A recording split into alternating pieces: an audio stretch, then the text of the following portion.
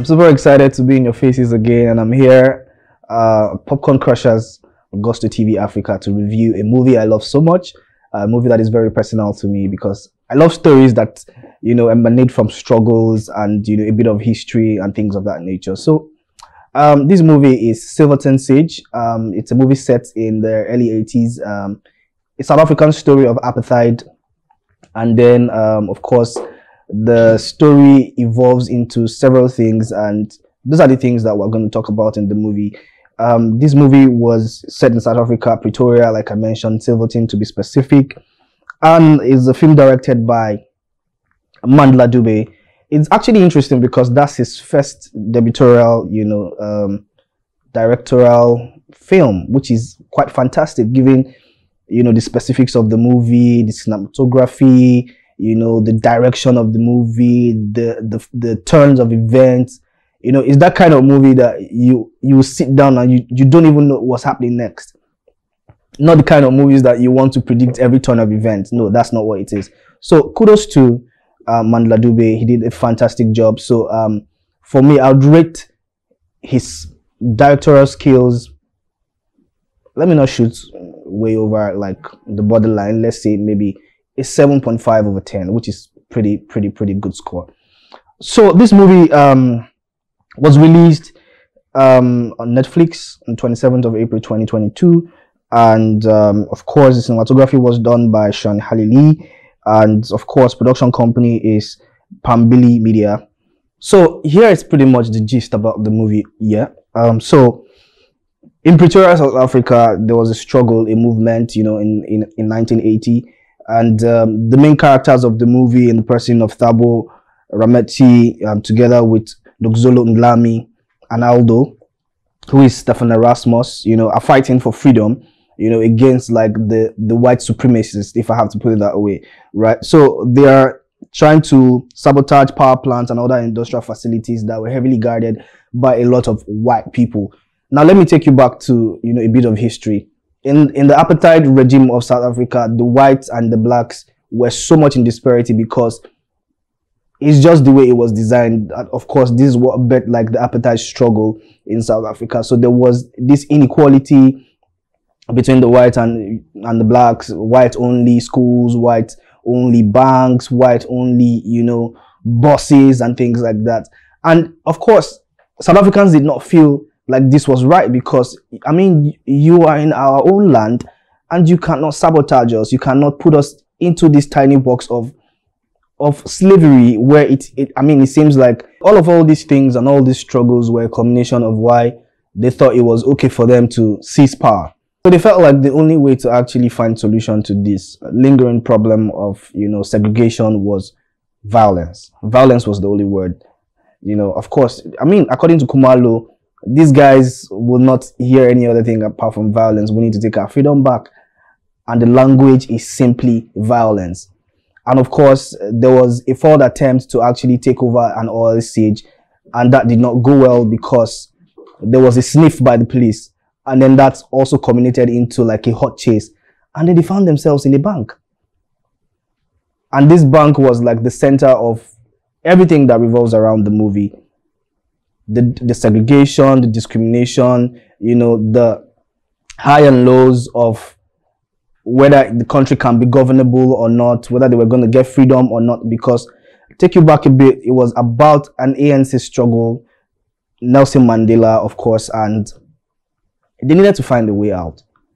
That was not actually even the plan, to be honest, because they just found themselves in like an unfortunate situation. But however, they needed to find a way out. Interestingly, there were like different sects of people in the bank. You had an American who was in the bank. You had a lot of white people who were in the bank because it was pretty much like a white-only bank. Sort of, because you had like two queues where it was white-only and probably like another queue for maybe some type of bourgeois blacks. Right? So we had an American on the right. We had quite a lot of white people on the... Then we had another white lady who represented South Africa, but that story I'll explain pretty much as we go into the movie. But the synopsis of the movie is a struggle the apartheid, struggle, and how South Africans, sought to, get their freedom. And basically, the most interesting part of the movie had to be how they sought to get out.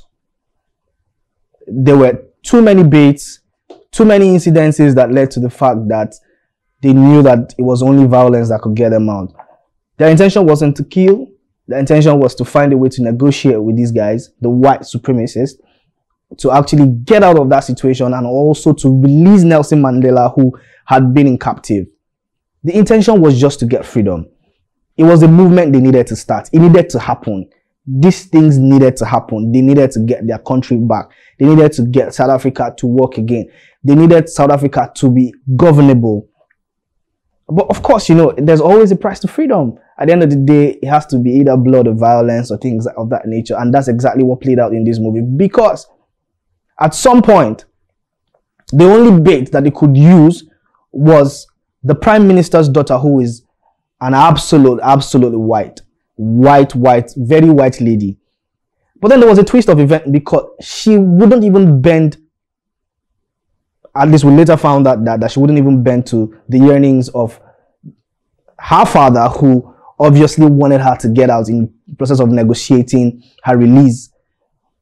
Let me take you back a bit. Of course, they had been held hostage and there was no way out. But after negotiations and then failed promises by the Prime Minister telling Khumalo and his guys Aldo that they were actually going to get Mandela out, because the demand was very simple: get Mandela out. That's all. We'll put an end to this madness. But in the course of these events, we decided to go into another journey of uncertainty, where it was just all lies, all deceit, and all of that stuff. And then it got these guys really angry because now they had actually exhausted everything, every option that they needed to actually get these guys out. What's the way out right now? Negotiate. And the white lady was the bait. So this standoff between the white guys, the white officials trying to get them out, took such a long time. And then, in fact, we had to even spiral into the point of deceit, because unknowingly to Khumalo and his partner, Aldo was the enemy. Imagine like having a struggle with, having a standoff with these guys, and then you seemingly think that you have a team of 3 people who are working together, who are fighting for the same purpose, who are fighting to get freedom. And then there is always a snitch. It was such a huge turn of event, and that actually even made the movie, the plot thicken in that sense. It was such a big, how would I even say, for lack of word, I would say it was just a huge turn of sarcastic event, because how the hell did that even happen and we did not even have a clue that there was an enemy in the camp? So all those things were just like a facade. It was so crazy. And then that actually even culminated into paranoia, disturbances, and then that incident led to death. The engineer who was with them, who actually they deceived to get like a copter to get them out, who was working for these guys also, had to be killed.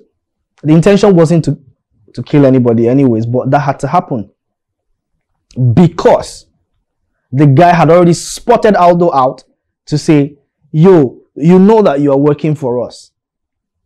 Aldo had no choice than to kill him. That was actually a very sad part. Now, furthermore into the movie, of course, negotiations back and forth. Remember, I'm just giving you a synopsis to the movie, so that's the other actual events that took place, but I'm just giving you like leads to the actual events, right? So the white lady had to give in herself at least a bait to actually stop the nonsense. But sadly, she was shot. And that was not part of the plot. That was not part of the plan. Imagine a prime minister's daughter who everybody sought to actually get out of a serious situation was killed in the process. So at the end of the day, what are you fighting for? That was actually like the catastrophe in the movie, and it led to other terrible turns of event that it was actually a very sad one. But then again, like I said, the price of freedom has to come with a lot of sacrifices, and most times it has to involve, you know, a blood. And then there was a standoff, a face-off between these white soldiers and white supremacists with Khumalo and his team. Led to a fire, you know, fire back and forth, raids, gunshots, and things of that nature. And of course, they did their bit. They got their freedom, got everybody out. But in the end, we know how it ended. It didn't end well for Khumalo and his team. They all died in the process. So this story, it's quite a very sad one, but also a pretty much story of hope, because the price to freedom had to be paid, which was death. They did get their freedom, and of course Nelson Mandela was released. That's pretty much, you know, the synopsis of the movie. And I like the fact that this story was not practically told in a one-sided affair or a one-sided piece. You had different combinations of events, but in an actual place. So the scenes did not revolve around too many locations. It was just pretty much the oil facility and then to the bank. So pretty much they tried to manage, you know, location, and of course they did a very decent job with that. Cinematography was great, storyline fantastic. The actors were very well on point. You know, try to get the characters out. You know, made it so much relatable, made it so real that we could actually connect to the events. You know, you had the picture in your head already. You know, you see how the actual events are, even when you were not there, which I feel like that's the aim of every movie. So pretty much my rating for Silverton Siege will be a 7/10. They did a fantastic job. So tell me what you think about this movie in your comment section. We'll be ready to reply to all of them. Thank you for always supporting us.